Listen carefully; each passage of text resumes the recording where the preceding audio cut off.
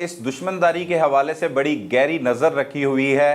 ہمارے ساتھ سینئر صحافی خرم پاشا صاحب موجود ہیں. اس دشمنداری کو مزید ہوا دی جائے گی؟ کس طرح سے اس دشمنداری کا کیا کبھی خاتمہ بھی ممکن ہو سکتا ہے؟ انہی کی زبانی جان لیتے ہیں. پہلے بات کریں گے خاص طور پر اس ویڈیو بیان کے حوالے سے. بہت شکریہ پاشا صاحب، آپ نے وقت دیا.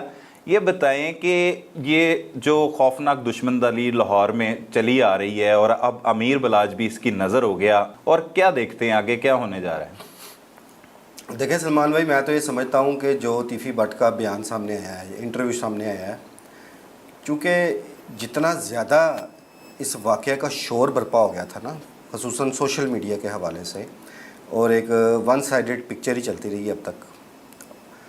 بلاج ٹیپو جو خاندان ہے وہ مظلوم ہے، اور تیفی بٹ گروپ اس وقت ظالم ہے. ایسے ہی ہے. اور اللہ تو واقعات جو پھیلے ہوئے ہیں اس سے تو یہی لگتا ہے. اس صورتحال میں یہ ایک انہوں نے اپنا موقف دی ہے، اور موقف دینا ہر کسی کا حق ہے. صحیح، وہ کوئی بھی دے سکتا ہے. ٹھیک ہے. لیکن بات اس میں یہ سمجھنے والی ہے کہ اگر تیفی بٹ کا اس سارے معاملے میں کوئی کردار نہیں تو انہیں آنا چاہیے، قانون کا سامنا کرنا چاہیے. بالکل. اگر وہ بے گناہ ہیں، اپنی بے گناہی کے ثبوت دیں. بالکل. تو اگر وہ بے گناہ نہیں ہے تو وہ تو پھر پولیس نے فیصلہ کرنا ہے تفتیش میں اپنی، یا اس کے بعد عدلیہ نے فیصلہ کرنا ہے کہ آیا وہ بے گناہ ہے کہ گناہ گار ہیں. اب تک پولیس جو اس کیس کی تفتیش کر رہی ہے وہ کہتی ہے کہ ساری کڑیاں جو ہے وہ تیفی بٹ کی جانب جا کے جڑتی ہیں. اور ان کا یہ بھی کہنا تھا ویڈیو بیان کے حوالے سے، اگر وہ انٹرویو کے حوالے سے بات کی جائے تو تیفی بٹ کہتے ہیں کہ وہ جو قاتل تھا جو موقع پہ ہی مارا گیا، مظفر حسین، وہ کئی گھروں میں مالچیے کا کام کرتا تھا. اور انہوں نے کہا کہ وہ کیا وجہ تھی وہ بھی آپ کو کچھ دن بعد سامنے آ جائے گی. کوئی ایسی وجہ بھی ہوئی ہے کہ کوئی یہ اس کی ڈائریکٹ مخالفت تھی کوئی بلاج کے ساتھ یا ٹیپو ٹرکا والے گروپ کے ساتھ؟ دیکھیں اس میں دو چیزیں سامنے آئی ہیں. ایک تو اس میں کوئی شک نہیں وہ واقعی مالچیا تھا، ٹھیک ہے، لیکن کچھ تصاویر بھی سامنے آ گئی ہیں، وہ جو رائفلیں لے کے پیچھے کھڑا ہے وہ تیفی بٹ کے ساتھ موجود ہے رائفلوں سمیت. ہاں، گن مین کے طور پہ. ایک واقعہ جس کا انہوں نے نہیں ذکر کیا، یہ کچھ عرصہ پہلے کی ہی بات ہے کہ یہ جو مظفر حسین تھا یہ واقعی کچھ لوگوں کے گھر مالش کے لیے جایا کرتا تھا. اس میں مخصوص لوگ تھے، ڈیرے دار کہہ رہے ہیں کہ جہاں جایا کرتا تھا. ایک ایسے ہی ڈیرے دار کے گھر یہ گیا مالش کرنے کے لیے، تو ان لوگوں کو بھی پتا تھا کہ یہ تیفی بٹ کے گھر اس کا آنا جانا ہے یا اس کے ساتھ تعلق ہے. صحیح. یہاں تک کہ وہ تیفی بٹ کو عزت کے ساتھ ابا کہا کرتا تھا. ابا کہتا تھا؟ ابا. اچھا. ابا کہہ کے اس کو بلاتا تھا. ٹھیک ہے. تو ان لوگوں نے تیفی بٹ کے بارے میں اسے پوچھا تو اس نے بڑی اچھے الفاظ میں بات کی، کیونکہ ادب احترام بھی بڑا کرتا تھا اور کئی سال سے اس کے ساتھ اٹیچ تھا. اس میں تو کوئی دو رائے نہیں نا کہ اس کے ساتھ اٹیچمنٹ نہیں تھی. لیکن جب وہاں پہ بیٹھ کے وہ گروپ تھا ٹیپو ٹرکا والا گروپ تھا، اچھا، وہاں ان کے ہمدرد لوگ تھے، تو انہوں نے مظفر حسین کو اچھا خاصا تشدد کا بھی نشانہ بنایا. اچھا، تشدد کیا اس بات پہ. اچھا. وہ یہ واقعہ تھا کہ جو وہ دبا گئے، انہوں نے اظہار نہیں کیا جس بات کا کہ وہ پتہ لگ جائے گا سب کو. وہ یہ واقعہ ہے اصل میں. اچھا، ویڈیو مطلب جو انٹرویو میں بتایا گیا ہے، انہوں نے کہا کہ جیسے یہ انڈر ورلڈ کو پالتے رہے ہیں، خاص طور پر امیر بلاج کے دادا کی بات کی جائے، والد کی بات کی جائے کہ ان کے لنکس تھے. کیا مطلب اگر ایک تو قتل ہو گیا، ایک نقصان ہو گیا، صرف انہوں نے کہا ہے کہ مجھے امیر بلاج کے قتل کا افسوس ہے، وہ بھی کڑیاں ساری انہی کے ساتھ ملتی ہیں، پہلے مقدمات سے تو بری ہو گئے، لیکن اس طرح کا الفاظ استعمال کرنے چاہیے تھے، مطلب کہنا چاہیے تھا مزید. ایک تو وہ کہہ رہے ہیں جی میری سمجھ سے باہر ہے، میری ان سے دشمنی کیا تھی. دشمنی نہیں تھی، دشمنی نہیں ہے اور نہیں ہوگی، اس قسم کے الفاظ یوز کیے نا.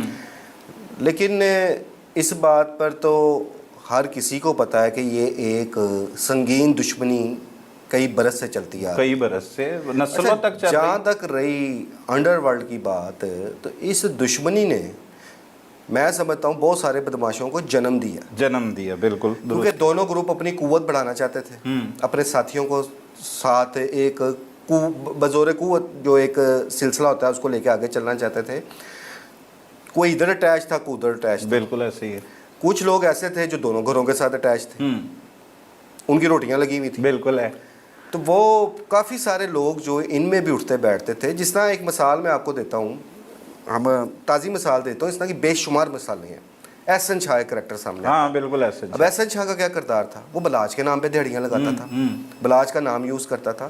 तो सेम इसी तरह जब टीपू ट्रका वाला मरहूम जिंदा था, उस दौर में भी ये होता था कि लोग टीपू ट्रका वाला के अड्डे पे आओ जी, जिस तरह एक स्टाइल होता है। हाँ पहलवान ने बुलाया अड्डे पे। और सेम इसी तरह तीफी भट्ट या गोगी भट्ट के डेरेदारी एक सिलसिला सबको पता है कि चलता है, वो भी होता था, बड़े बड़े फैसले इन डेरों पे होते थे। हाँ जी। और तीफी भट्ट ने एक बात जो कही है कि भाई मैं अकबरी मंडी बोर्ड का चेयरमैन, मेरे तरह मेंबर है, मैं ताजर हूँ, वो सिर्फ अकबरी मंडी तक महदूद नहीं है। इसमें कोई शक नहीं कि तीफी भट्ट का लाहौर की ताजर बरादरी में खासा असर और रसूख है। असर और रसूख है, लेकिन खुद ताजर किस चीज़ के ताजर हैं वो, मतलब अपने इंटरव्यू के दौरान वो कह रहे हैं वो ताजर हैं। वो ताजर मतलब कौन से है, कोई कपड़े का ताजर होता है कोई? उन्हें आप ताजर नहीं कह सकते, वो ताजर एक आम ताजर से बहुत आगे चले गए हैं। अच्छा, उन्हें आप ताजरों का किंग मेकर कह सकते हैं। अच्छा, ताजरों के मतलब बड़े कह सकते हैं कि वो बहुत आगे, वो खुद उन्होंने कौन सी कोई दुकान खोली तो हुई है। दूसरी पार्टी भी तो ताजरों की बड़ी ही है, ताजरों को देखा जाए उनको अपना भी जाहिर है। ट्रांसपोर्ट का टीपू बिजनेस ट्रका है। वाला का जो एक तो देखें, जो टीपू ट्रका वाला ग्रुप है ना, इनका तो एक साल से एक बाकायदा एक बिजनेस चलता आ रहा है गुड्स ट्रांसपोर्ट का, जो बाप दादा से चलता आ रहा है इनका, वो चल रहा था और कंटिन्यूसली चल रहा है। वो तो कहा जाता है जी खैबर से कराची तक उनका सेटअप है। उसके अलावा शाह आलम मार्केट के हवाले से एक चीज़ मैं आपको बताऊं सलमान भाई, कि जो ये शाह आलम मार्केट या अंदरून शहर की जितनी मार्केटें हैं ना, कभी आप वहाँ पे सर्वे करें तो छोटे छोटे दुकानें भी होती हैं ना, चाहे 1 मरले की 2 मरले की, करोड़ों रुपए में। हाँ जी, करोड़ों रुपए। ठीक है, यही है। इन मार्केटों में प्रॉपर्टी के बड़े रोले होते हैं। बिल्कुल ऐसे ही है। और शाह आलम मार्केट, जिसे हम शाह आलम मार्केट, एक बोर्ड भी पूरा बना हुआ है वहाँ पे, क्योंकि वहाँ खासी मार्केटें हैं शाह आलम मार्केट के अंदर।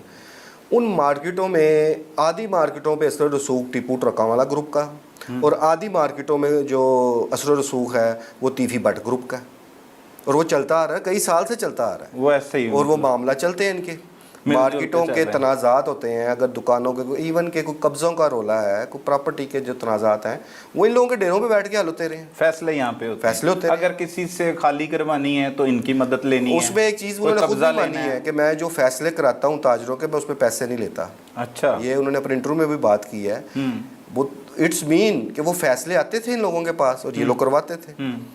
और एक चीज़ मैं आपको बताऊँ, मैंने बहुत अर्सा पहले भी इस बात पे खबर भी दी थी कि लाहौर का अंडरवर्ल्ड माफिया इतना कुछ स्ट्रॉन्ग हो चुका है कि जो एक स्टेट के लिए भी ख़तरा है।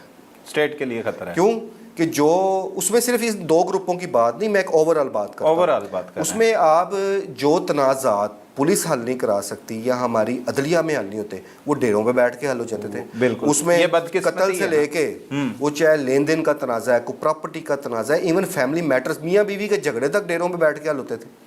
और ये कमजोरी नहीं है रियासत की, बिल्कुल कमजोरी थी। और आपको याद होगा चंद साल से फिर एक बाकायदा लाहौर पुलिस की तरफ से ऑपरेशन शुरू किया गया था, जिसमें खासे लोगों को गिरफ्तार भी किया गया, कुछ लोगों को नजरबंद भी किया गया। पुलिस मुकाबले तो एक बात की अलग चीज़ है ना, तो शूटर्स को मारा गया, लेकिन जो नामी गिरामी लोग थे उनके क्या गिरफ्तारी नहीं हुई थी? क्या जब CCP लाहौर थे गुलाम महमूद डोगर, उस दौर में गोगी भट्ट को गिरफ्तार नहीं किया गया था। और तब से जो ऑपरेशन शुरू हुआ वो एक लिस्ट बाकायदा बनती थी। हाँ, उस लिस्ट में ये ज़रूर होता था कि जो हमारे दारों की कमज़ोरी आप समझ लें कि आप दुश्मनदार घरानों को और एक जराइम पेशा अफराद को इकट्ठा जोड़ देते होते थे। ठीक है, लेकिन खुरम भाई इनका आपस में मेल जोल तो हो ही जाता है ना। दुश्मनदार घराने बिल आखिर शूटर्स को इस्तेमाल करते हैं, तो उनके साथ तो जाके क्रिमिनल्स ही। देखिए, अब एक मुंशियात फरोश है, उसका दुश्मनदारियों से क्या तल्लक है? एक अगर बंदा जुआ करवा रहा है उसका दुश्मनदारियों से क्या तल्लक है? एक बंदा अगर कोई फांसी का डच ला रहा है उसका तो दुश्मनदारियों से तल्लक कोई नहीं। अब वो जो शूटर्स जो हैं वो दुश्मनदार घरानों की ज़रूरत होते हैं और वो ये तैयार करते हैं। कोई शूटर माँ के पेट से पैदा होकर शूटर तो नहीं होता, टाइम के साथ साथ ही बनता है। और आपने देखा होगा, आप शूटर्स को देख लें, आप डकैतों को देख लें, जो स्ट्रीट क्राइम होता है उसमें जो लड़के इन्वॉल्व होते हैं उनकी उम्रें कितनी होती हैं? 18 से 20-22 साल के दरमियान होती हैं। सेम आप शूटर्स की अब आप कंडीशन देख लें कि जो यंग जनरेशन है वो उसमें से शूटर्स पैदा करते हैं। लेकिन 60 साल तकरीबन उम्र थी मुजफ्फर हुसैन की, फिर भी उसने ये कदम उठा लिया। देखिए जी, जिसने भी उसको इस्तेमाल किया है वो अगर ज़िंदा होता तो शायद काफ़ी सारी बातें सामने आ जाती।